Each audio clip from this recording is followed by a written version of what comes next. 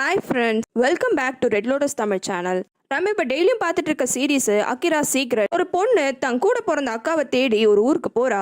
கடைசியில் அவளோட அக்கா இறந்து போயிருக்கான்ற விஷயம் அவளுக்கு தெரியுது. அவளோட அக்காவை கொலை பண்ணது யாரு, அவளோட அக்காவோட உண்மையான ஃபேமிலி அங்கே இருக்காங்களான்னு எல்லா விஷயத்தையும் கண்டுபிடிக்கிறா. இந்த சீரீஸோட முன்னாடி எபிசோட்லாம் முன்னாடியே போஸ்ட் பண்ணியிருக்கேன். ஒருவேளை நீங்க பார்க்கலனா அந்த வீடியோஸோட லிங்கை கமெண்ட்ல தரேன். வாங்க அடுத்த வீடியோக்குள்ள போகலாம். காய்ங்க வீட்டுக்கு நடந்து போயிட்டு இருக்கா. அப்ப திடீர்னு மழை பெய்ய ஆரம்பிச்சிடுது. அவளோட அம்மாவும் ஃபோன் பண்ணி எங்க இருக்குன்ட்டு விசாரிக்கிறா. காய்ங்கோ அம்மா வந்துட்டு தான் இருக்கேன், கவலைப்படாதீங்கன்னு சொல்றா. அப்படி காய்ங்கோ மழையில நடந்து வந்துட்டு இருக்கும் போது திடீர்னு இடிலாம் இடிக்குது. அப்படி இடிக்கும் போது அவளுக்கு திரும்பியும் அந்த தலைவலி வந்துடுது. அந்த வலியெல்லாம் அவளால தாங்க முடியாதனால ரொம்பவே கத்தி அப்படியே மயக்க போட்டு தரையிலே விழுந்துடுறா. இவ இப்படி வலியில தரையில விழும் போது அவகிட்ட யாரோ நடந்து வராங்க. வரத்து யாருன்னு தெரியல, ஆனா இவ கிட்ட வந்து நிக்கிறாங்க. ஹன்ஸுக்கு போன்ல ஒரு மெசேஜ் வருது. என்ன மெசேஜ்னு ஓபன் பண்ணி பார்த்தா ஹைஜின் அந்த லேடி பாயோட இடத்துக்கிட்ட ஒரு இடத்துல நின்று வெயிட் பண்ணு.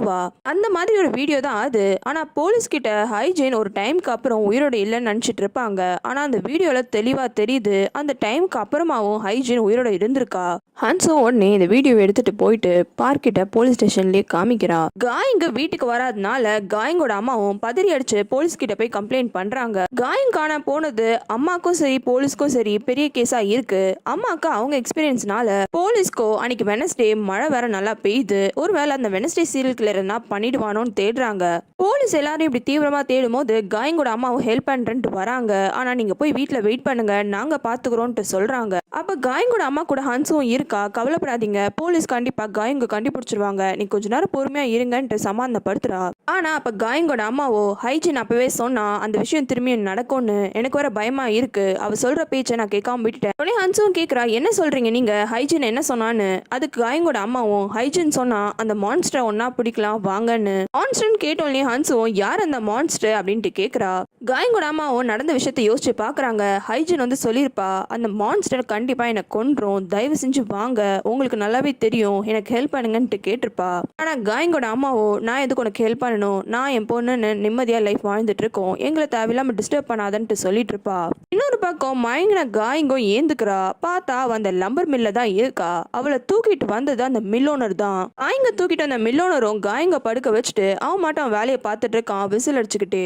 ஆனா காயங்க்கு மில்லோனரை தெரியாது. அதனால தூக்கத்துல இருந்து எழுந்தோடனே ரொம்பவே பயந்துடுறா. மில்லோனரும் ஏதோ பேச வரான். ஆனா அவனை பேசுறது கூட கேட்காம பயந்து அடிச்சுக்கிட்டு மில்ல விட்டு வெளியில ஓடி வரா. வெளியில வந்தா மழை பெய்யுது, இடி இடிக்குது. திரும்பியும் அவளுக்கு ஏதோ ஆகி அங்கேயே மயக்க போட்டு விழுந்துடுறா. ஆனா நல்லபடியா அந்த மில்லோனர் திரும்பியும் வரல. இந்த போலீஸே சர்ச் பண்ணிட்டு இருக்கிற இடத்துக்கிட்ட தான் அவன் மயக்க போட்டு விழுந்திருப்பா. போலீஸே வந்து அவளை கூட்டிட்டு ஹாஸ்பிட்டலுக்கு போயிடுறாங்க.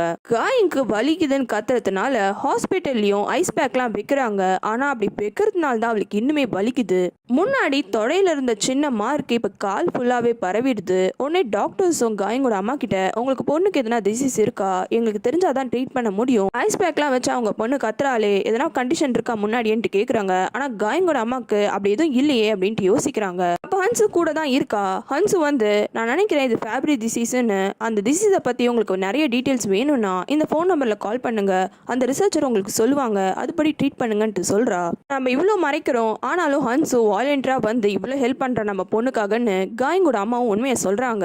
எனக்கு கல்யாணம் ஆகி 1 மாசம் தான் இருக்கும், அப்பதான் எனக்கு இந்த மாதிரி ஒரு ரேப் நடந்துருச்சு, இந்த மாதிரி விஷயம் ஊர் ஃபுல்லா பரவுனா என்னோட மானம் போயிடும், எல்லாருமே என்ன ரொம்ப கேவலமா பார்ப்பாங்க, அதனால தான் இந்த உண்மையை நான் வெளில சொல்லாம மறைச்சிட்டேன். ஹன்ஸோ இதை கேட்டுட்டு நீங்க ஏதோ தப்பு பண்ண மாதிரி ஏன் ஃபீல் பண்றீங்க, இதெல்லாம் ஒரு பெரிய விஷயமே கிடையாது, நீங்க ரேப்போட விக்டிம் தான், நீங்க இதை நினைச்சு ஃபீல் பண்ணாதீங்கன்ட்டு சொல்றா. ஆனா காயங்கோட அம்மாவோ இல்ல என்னோட ஹஸ்பண்டுக்கு இந்த விஷயம் தெரியும், அதனால தான் அவர் ரொம்ப கேவலமா நினைச்சு என்னை டைவர்ஸ் பண்ணிட்டு போயிட்டாரு, அவர் போனாலும் என் கையில காயங் இருந்தா அதனால நானும் லைஃப் நிம்மதியா ஓட்டிட்டு இருந்தேன். அப்பதான் திடீர்னு ஒரு நாள் ஹைஜின் வந்த ஹைஜினும் இந்த மான்ஸ்டர்னால நிறைய பேரோட லைஃப் பாதிச்சிருக்கு, 30 வருஷத்துக்கு முன்னாடி நடந்திருக்கு, நான் பிறந்தேன் 17 வருஷத்துக்கு முன்னாடி நடந்திருக்கு, அதனாலதான் காயங்கும் பிறந்திருக்கா. இதே மாதிரி இந்த விஷயம் திரும்பி திரும்பி நடந்துட்டு தான் இருக்கு, நம்ம எப்படின்னா அந்த மான்ஸ்டரை ஸ்டாப் பண்ணணும், வாங்க என் கூட அப்படின்ட்டு கூப்பிட்டா. ஆனா எனக்கு தான் மனசுக்குள்ள பயம் வந்துருச்சு, இந்த விஷயம் எங்க வெளியில தெரிஞ்சா என் பொண்ணு பாதிச்சிருவாளோன்னு. அப்படிலாம் ஒன்றும் நடக்கவே இல்லையே, தேவையில்லாம எதுக்கு இந்த மாதிரிலாம் பேசுறேன்னு அவளை திட்டி அமிச்சிட்டேன். ஹன்ஸும் அந்த மான்ஸ்டர்னு ஹைஜின் அடிக்கடி சொல்றால அது யாரு, அவன் எப்படி இருப்பான்ட்டு விசாரிக்கிறா. ஆனா காயங்கோட அம்மாக்கு எனக்கு அவன் மூஞ்செல்லாம் தெரியாது, அவன் மேல ஒரு மீன் ஸ்மெல்லா வரும், அதே மாதிரி எப்ப பார்த்தாலும் விசில் அடிச்சுட்டே இருப்பான். எனக்கு தெரிஞ்சு இது கூட ஹைஜீனோட அம்மா தான் சொல்லியிருப்பாங்க போல. நான் எதுவும் சொல்லல. ஆனா அவளுக்கும் அந்த ஆள் எப்படி இருப்பான்னு தெரியல. ஆனா எனக்கு ஒரு விஷயம் மட்டும் நல்லா தெரியும். ஹைஜீன் அந்த மேடம் பேங்கே தான் ரொம்ப தீவிரமா தேடிட்டே இருந்தா. இன்னொரு பக்கம் யூனா அந்த ஹாஸ்பிட்டல்ல என்னெல்லாம் பண்ணி பாக்குறா. ஆனா அந்த டாக்டர்ஸ் டிஸ்சார்ஜே பண்ண மாட்டேங்கிறாங்க. ஒரு சான்ஸ்க்காக வெயிட் பண்ணிட்டு இருக்கா. அப்போ ஹாஸ்பிட்டல்ல ஒரு குரூப் ஆக்டிவிட்டி செஷன் நடக்குது. அந்த செஷன் அப்போ இவ திடீர்னு ஃபயர் அலாம இழுத்து விட்டுடுறா. அதனால அங்க ஒரு டிஸ்ட்ராக்ஷன் ஆகுது. அந்த சான்ஸை யூஸ் பண்ணி டாக்டரோட செல்போனை திருடிடுறா. ஹன்ஸுக்கு லேடி பாய் அந்த வீடியோ அமிச்சான்னு தெரிஞ்ச உடனே பார்க்கும் அது விஷயமா விசாரிக்கிறதுக்காக லேடி பாயோட வீட்டுக்கே போறான். போனவனும் கோவமா எதுக்காக இந்த வீடியோலாம் அனுப்பிச்சா அவளுக்கு, எங்ககிட்ட இந்த வீடியோ பத்தி நீ சொல்லவே இல்லையேன்ட்டு கேக்குறான். ஆனா அதுக்கு லேடி பாயோ கொஞ்சம் கூட பயப்படாம, என்கிட்ட அந்த வீடியோ இருக்குன்னு எனக்கு தெரியாது, வேற எங்கேயோ சேவா இருந்தது, வேற விஷயமா தேடும் போது தான் கிடைச்சது. அவன் உண்மையை சொல்றானா பொய் சொல்றானான்னு பார்க்குக்கும் டவுட் வருது. சரி எதுக்காக ஹன்ஸுக்கு அமிச்சன்ட்டு கேக்குறான். ஹன்ஸு தானே ஹைஜீனோட தங்கச்சி, அவ அக்காவை பத்தி வீடியோ வாச்சேன்னு அவளுக்கு அமிச்சேன். சரி லேடி பாயோ ஏதோ ஒரு விஷயம் சொல்றான்னு பார்க்கும் ஒத்துக்கிற மாதிரி ஒத்துக்கிறான். அப்பதான் சைட்ல இருக்க புக் ஷெல்ஃப்லாம் பாக்குறான். அங்க நிறைய விசிட்டிங் கார்டுலாம் இருக்கு. அதை பார்க்கும்போது பார்க்குக்கு அந்த டிடெக்டிவ் சொன்ன ஒரு விஷயம் ஞாபகத்துக்கு வருது.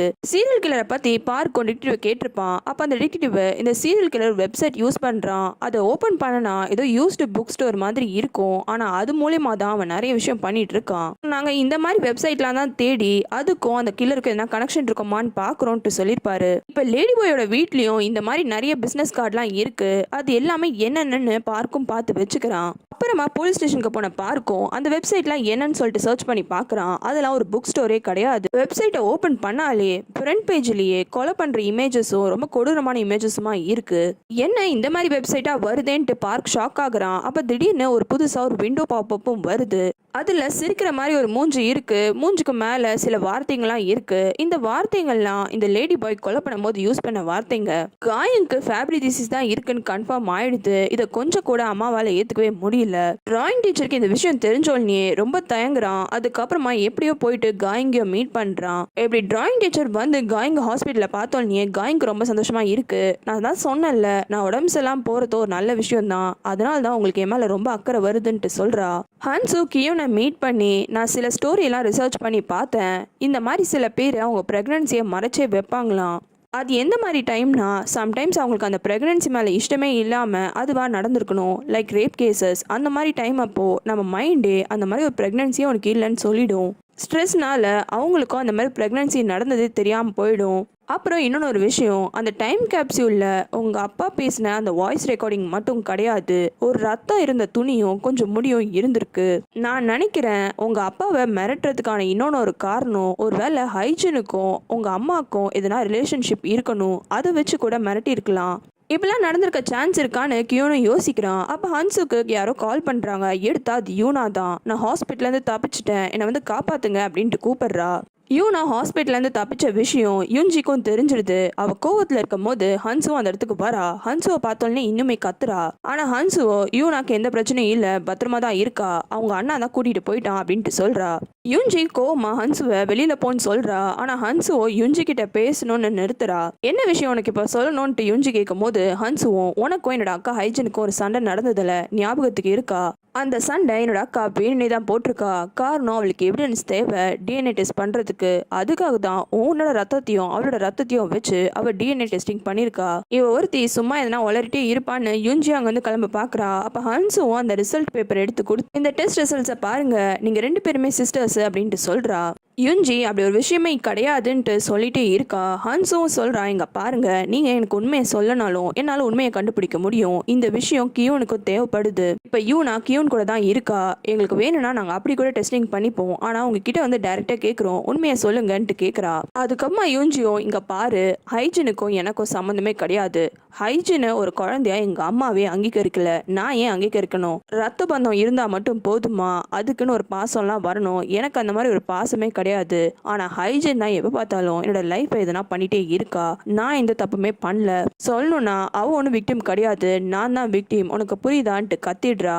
நர்சிங் ஹோம்ல மேடம் பேங்கி ஒரு பயத்தோடயே உட்காந்துட்டு இருக்காங்க. அப்ப திடீர்னு அவங்க கையை யாரோ பிடிக்கிறாங்க. யார் வந்திருக்கா பாக்கன்னு பார்த்தா அங்க இருக்கிறது ஹைஜின் தான். பிளாக் கலர் ட்ரெஸ் போட்டுட்டு ரொம்ப கோவமா இந்த மேடம் பேங்கியோட கையை அப்படியே பிடிக்கிறா. ஹைஜினே இப்படி கையை பிடிச்ச உடனேயே மேடம் பேங்கியும் ஹைஜினை பார்த்து ரொம்பவே பயப்பட ஆரம்பிக்கிறா. அவளுக்கு திரும்பியும் பழைய விஷயம்லாம் அப்படியே ஞாபகத்துக்கு வருது. ஒரு ஃபிளாஷ்பேக் சீனை காமிக்கிறாங்க. ஒரு சின்ன பொண்ணு நடந்து வரா. தூரத்துல ஒரு குழந்தை அழுற சத்தம் கேக்குது. அந்த குழந்தைக்கு பக்கத்துலயே ஒரு லேடி உட்காந்துட்டு இருக்காங்க. கிட்ட போனாதான் அது மேடம் பேங்கின்னு தெரியுது. அப்பதான் அந்த சின்ன பொண்ணும் அம்மா பக்கத்துல இருக்கிற அந்த குழந்தைய பாக்குறா. அந்த குழந்தைய பார்த்தோன்னே ரொம்ப ஷாக் ஆயிடுறா. மெடிக்கல் ஷாப் லேடி தூக்கத்துல இருந்து பயத்தோட ஏந்துக்கிறா. தூங்கிட்டு இருந்த அவளுக்கு தான் இப்படி ஒரு விஷயம் ஞாபகத்துக்கு வந்திருக்கு. உங்களுக்கு வேற சீரிஸ் பார்க்கணும்னா கமெண்ட்ல சொல்லுங்க.